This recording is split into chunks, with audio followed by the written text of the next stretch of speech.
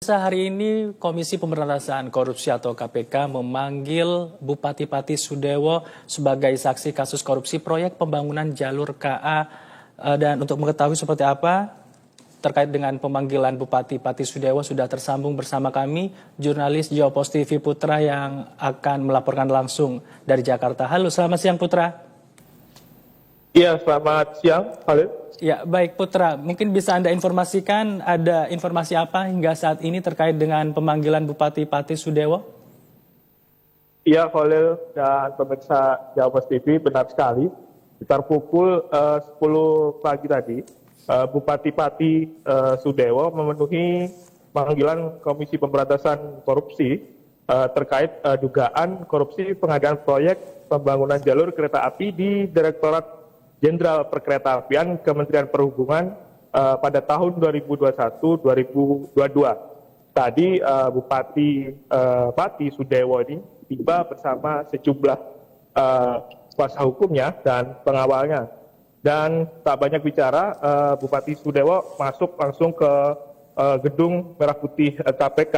Bupati Pati Sudewo ini hanya mengatakan dirinya hari ini siap diperiksa terkait kasus korupsi pengadaan proyek pembangunan jalur kereta api di Direktorat Jenderal Kementerian Perhubungan pada tahun 2021-2022. Sebelumnya memang Bupati Sudewo ini sempat mangkir dari pemeriksaan Komisi Pemberantasan Korupsi pada Jumat 22 Agustus dan hari ini Bupati Sudewo kembali dijadwalkan kembali untuk diperiksa sebagai saksi dalam kasus korupsi dugaan korupsi di DJKA Kereta Api Kementerian Perhubungan. Dan hari ini Bupati Pati Sudewo ini hadir untuk diperiksa oleh penyidik anti rasuah.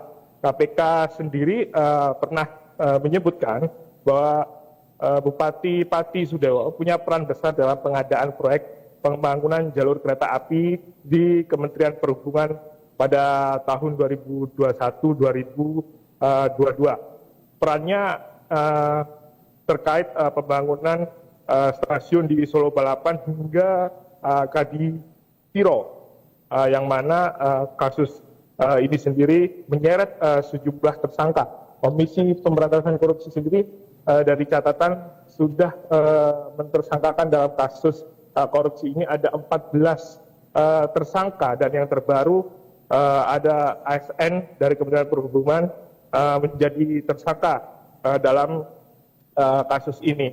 Dan KPK sendiri sempat menyatakan dugaan Sudewo ikut berperan dalam proyek pembangunan jalur ganda kereta api di wilayah ini sendiri pengadaannya cukup besar. Dan saat itu Bupati Sudewo sendiri masih menjabat sebagai anggota Komisi Perhubungan di DPR RI, yang mana KPK sempat melakukan penyitaan uang dari Sudewo sekitar 3 miliar. Dan saat itu juga dalam persidangan kasus ini sendiri sempat mencuat dari Jaksa Penuntut Umum KPK yang menunjukkan barang bukti foto uang tunai dalam pecahan rupiah dan mata uang asing yang disita dari kediaman rumah Sudewo.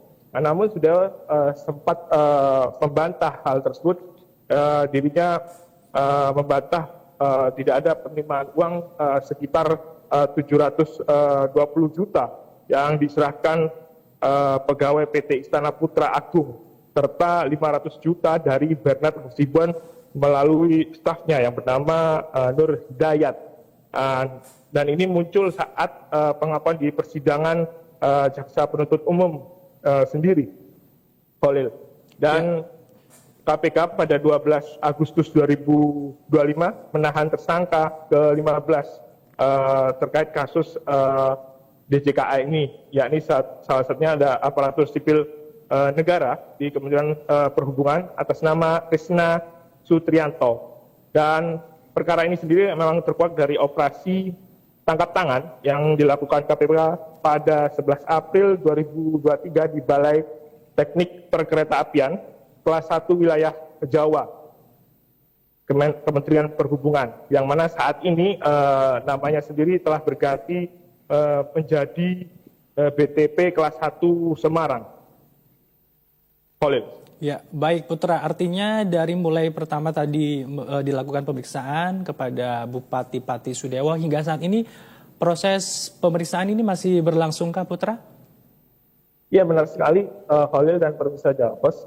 Sampai saat ini tim dari penyidik Komisi Pemberantasan Korupsi memang tengah melakukan pemeriksaan Bupati Pati Sudewo di Gedung Merah Putih KPK, dan KPK sendiri masih menggali sejumlah keterangan dari Bupati Sudewo terkait kasus dugaan korupsi di Direktorat Jenderal Kereta Apian Kementerian Perhubungan ini sendiri. Sampai saat ini memang belum ada keterangan resmi dari Komisi Pemberantasan Korupsi terkait mengenai pemeriksaan dari Bupati Sudewo sendiri. Khalil. Ya, baik, kami masih terus menunggu informasi terupdate lainnya Putra. Terima kasih.